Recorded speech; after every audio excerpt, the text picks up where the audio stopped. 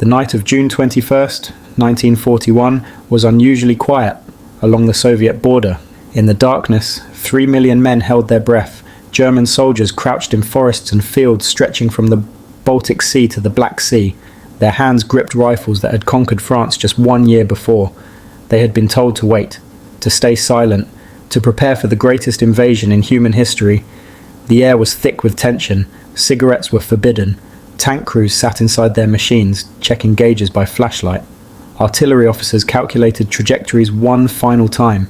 Infantry squads lay flat against the earth, feeling the dampness seep through their uniforms.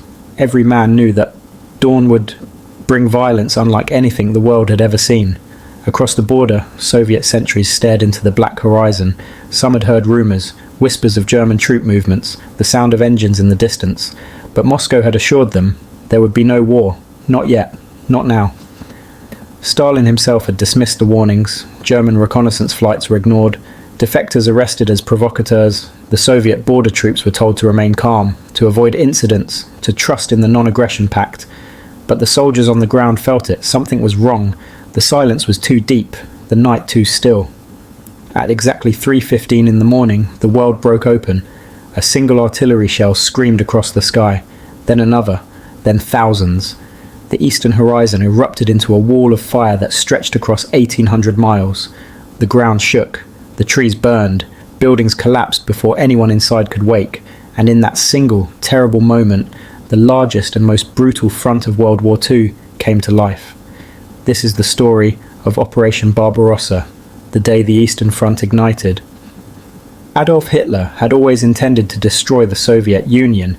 For years he had spoken of it in speeches, in private meetings, in the pages of Mein Kampf, Lebensraum, living space for the German people. The vast wheat fields of Ukraine that could feed the Reich for generations, the oil of the Caucasus that could fuel its war machine, the elimination of what he called the Bolshevik threat. It was not just a military campaign, it was ideological warfare. It was total. By the spring of 1941, the German war machine was at its absolute peak. Poland had fallen in weeks, France in 6, the Balkans had been crushed in days. Britain stood alone across the Channel, battered but unbroken. And now, with Western Europe secured, Hitler turned east toward the vast expanse of the Soviet Union. The plan was simple in concept, devastating in scale. 3 massive army groups would strike simultaneously. Army Group North would drive toward Leningrad and link up with Finnish forces. Army Group Center, the most powerful, would smash through Belarusia, encircle Soviet forces at Minsk, and push toward Moscow. Army Group South would sweep into Ukraine and advance toward the Caucasus. The goal was to encircle and annihilate the Red Army before winter. 6 months. That was all Hitler believed it would take. The numbers were staggering. Over 3 million German soldiers, 600,000 vehicles, 750,000 horses, more than Napoleon had used in 1812, 3,000 tanks, nearly 3,000 aircraft, 600,000 tons of ammunition. It was the largest invasion force ever assembled in human history. Supporting Germany were troops from Romania, Hungary, Italy, Slovakia, and Finland. Together, they formed a coalition aimed at one target. And that target was a Soviet Union that had no idea what was coming. Stalin had ignored every warning. Soviet intelligence had reported German build-ups. British intelligence had shared intercepts. Even a German deserter revealed the invasion date. Stalin dismissed them all. He believed Hitler would not dare attack while still fighting Britain. He believed there was more time. He was wrong. At 3:15 a.m. on June 22nd, 1941, the artillery began. Thousands of German guns opened fire simultaneously along an 1,800-mile front. Shells tore through Soviet barracks, command posts, ammunition depots, fuel dumps. Within minutes, entire units ceased to exist. Officers scrambled for field telephones and radios that no longer worked. Lines had been cut. Soldiers stumbled from their beds into chaos. Many without boots, without weapons, without orders. Above, the Luftwaffe roared in. Hundreds of bombers and fighters swept across the border in coordinated waves. They struck Soviet airfields first. Planes still lined up neatly on runways, exposed, unprotected, were obliterated before they could take off. Hangars exploded. Fuel tanks erupted in flames. By noon, the Soviet Air Force had lost over 1,200 aircraft. Most never left the ground. The skies belonged to Germany. A young Soviet border guard named Alexei Orlov was on duty that morning near Brest. He later recalled the sky turning orange, then red, then a sickly yellow from the fires, the smell of burning wood and gasoline, the screams of men calling for help that would never come. His unit had been told they were safe. His commanding officer had laughed at the rumours just the day before. Within 2 hours, Orlov was running for his life through the forest, alone, his rifle gone. He never saw his unit again. On the German side, the advance began immediately. Panzer divisions punched through Soviet defences like they were made of paper. Infantry followed in waves. The Blitzkrieg, that had conquered Western Europe, was now unleashed in the east with even greater fury. Soviet units tried to form defensive lines. They were surrounded before they could dig in. They tried to retreat. The roads were already cut. By the end of June 22nd, German forces had penetrated up to 50 miles into Soviet territory. Entire Soviet divisions had been surrounded and destroyed. Communication lines were severed. The Red Army was reeling, blind, leaderless in many areas. But the war had only just begun. The first week of Operation Barbarossa was a catastrophe for the Soviet Union. German forces advanced at a pace that shocked even their own commanders. Army Group Center, led by Field Marshal Fedor von Bock, tore through Belorussia. Panzer spearheads under Generals Guderian and Hoff raced ahead of the infantry, encircling entire Soviet armies before they could retreat. The goal was not just to defeat the enemy, it was to destroy them completely. At the fortress of Brest-Litovsk, a small Soviet garrison refused to surrender. The fortress sat directly on the invasion route. The Germans had expected to take it in hours. Instead, the battle lasted over a week. Soviet soldiers, cut off and surrounded, outnumbered 20-1, fought from cellars and bunkers and shattered walls. They had no reinforcements, no resupply, no hope of relief. They scrawled messages on the walls in blood and charcoal. "We will not surrender. We are dying, but we do not give up. Farewell, motherland." When the fortress finally fell on June 29th, the Germans found fewer than 400 defenders still alive. But those defenders had delayed an entire German division. The Germans did not understand it. This was not how defeated armies behaved. In France, surrounded units had surrendered quickly. Here, they fought until they ran out of ammunition, then they fought with bayonets, then with stones. A German soldier named Heinrich Müller wrote home during that first week. He described roads clogged with Soviet prisoners, thousands of them, tens of thousands, marching west in columns that stretched for miles. No food, no water. He wrote that the Russian soldiers looked different from the French, harder, more desperate. Their faces showed something he could not name. He could not understand why they kept fighting when their army was collapsing around them, but that refusal to break would define the Eastern Front. By the end of the first week, German forces had advanced 200 miles. Soviet casualties were enormous. Hundreds of thousands killed, wounded or captured. Entire armies had been encircled, and yet the Red Army had not collapsed. Soviet units continued to resist even when cut off. New divisions were being formed, and in Moscow, Joseph Stalin finally began to accept the terrible truth. The war had come, and it would not be short. By early July, the German advance reached the cities of Minsk and Smolensk. These were not just battles. They were massive encirclements, Kesselschlachten, the Germans called them, cauldron battles. German panzer units would race forward at top speed, swing wide behind Soviet positions, and link up with other advancing forces. The result was a pocket, a sealed trap with tens of thousands of Soviet soldiers inside, surrounded on all sides. At Minsk, over 300,000 Soviet troops were surrounded by early July. They fought desperately to break out. Waves of Soviet soldiers charged German lines again and again, trying to find a gap, any way through. Some succeeded, most did not. The roads east were littered with abandoned tanks, trucks, artillery pieces. German soldiers marched columns of prisoners westward for days.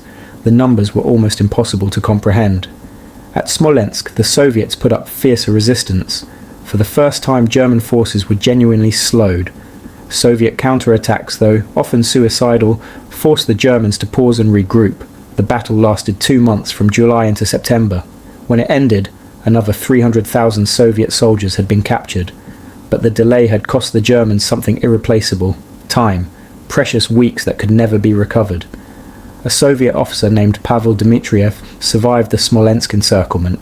He later described watching his regiment disintegrate over 5 days. Men ran out of ammunition, then food, then hope.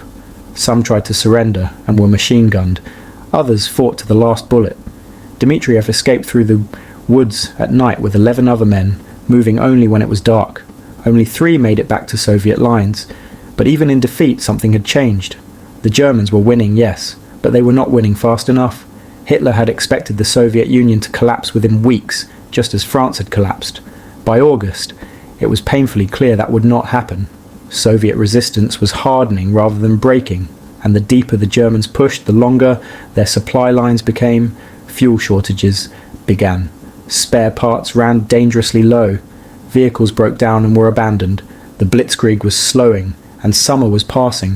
While the Wehrmacht surged forward, conquering territory at a rate unprecedented in modern warfare, something extraordinary was happening deep behind Soviet lines.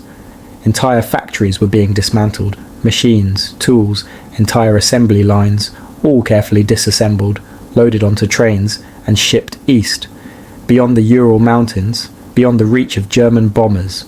Workers went with them, whole families transported 1,000 miles to set up production in empty fields. By the end of 1941, over 1,500 factories had been relocated. It was one of the greatest industrial evacuations in history. Stalin, paralysed with shock in the first days, now emerged as a wartime leader.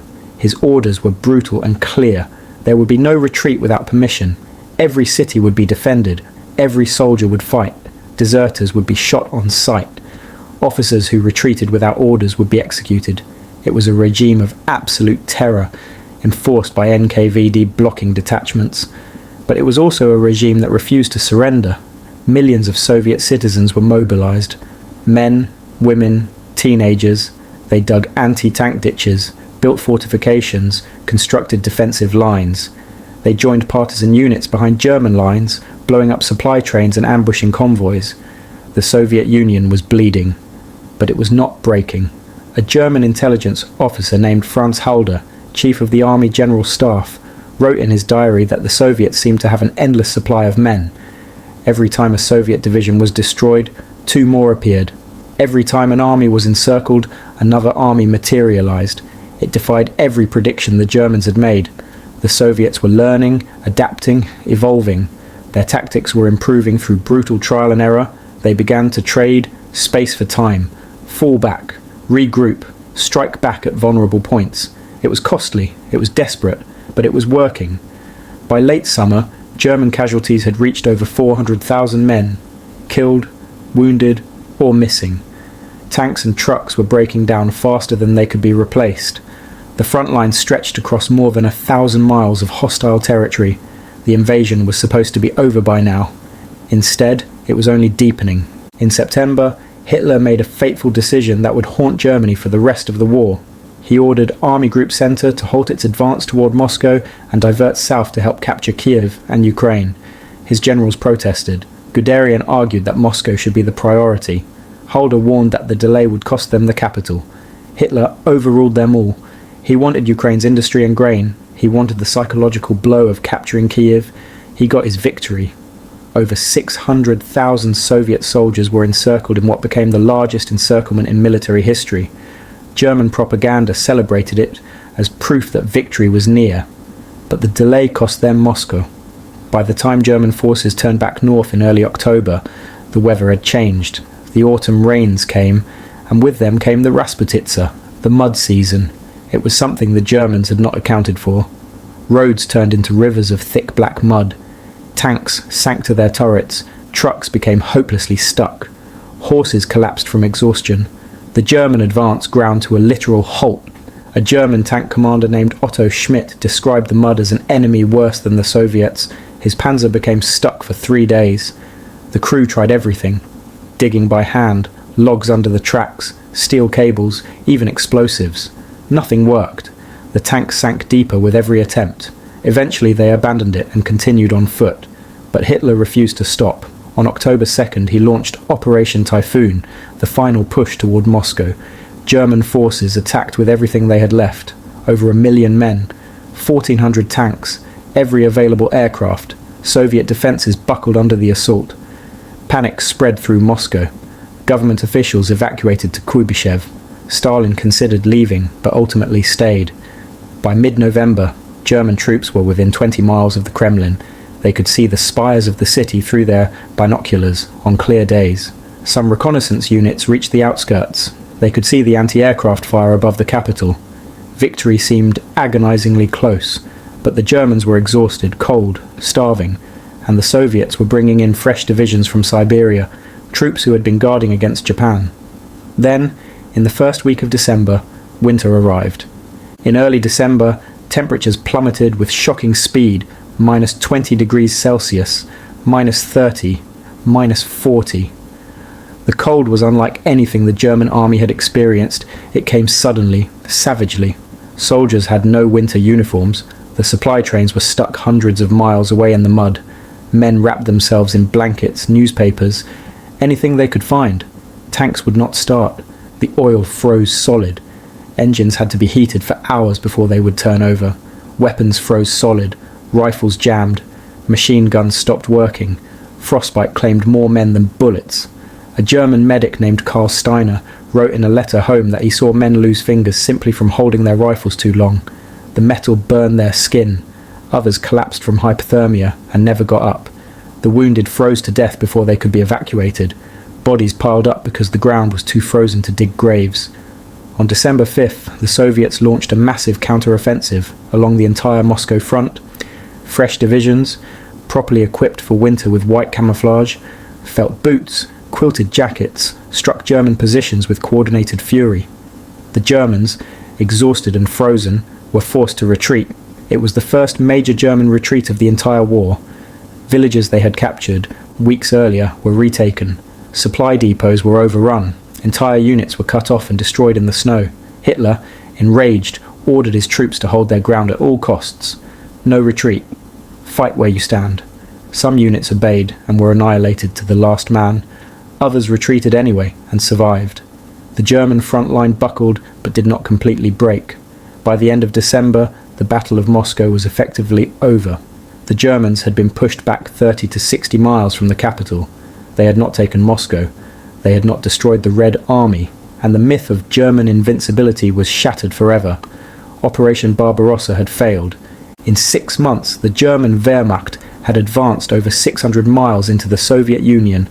They had destroyed entire Soviet armies, captured millions of prisoners, conquered vast territories larger than France and Germany combined. By every conventional measure, by every metric of traditional warfare, they had won a stunning victory. But they had not defeated the Soviet Union. The Red Army, battered and bloodied beyond recognition, still stood. Soviet factories, relocated beyond the Urals, churned out tanks and guns and ammunition. Millions of Soviet citizens prepared to fight in ways the Germans could never have imagined, and the Eastern Front, which was supposed to be over by winter, had only just begun. The cost was already staggering. Over 800,000 German casualties, killed, wounded, missing, or frozen. Millions of Soviet soldiers dead, wounded, or captured. Entire cities reduced to rubble. Hundreds of villages burned. Civilians caught in the crossfire or deliberately murdered. And the war had barely started. Operation Barbarossa was not the swift victory Hitler had promised his generals. It was not the ideological triumph he had envisioned. It was the opening act of the most brutal, most savage conflict in human history. A conflict that would consume entire nations. A conflict that would rage for nearly 4 more years across a front that stretched from the Arctic to the Black Sea. The invasion had ignited the Eastern Front, and that fire would burn until Berlin itself was reduced to ash. There would be no turning back, no negotiated peace, no surrender, only total war. This was only the beginning.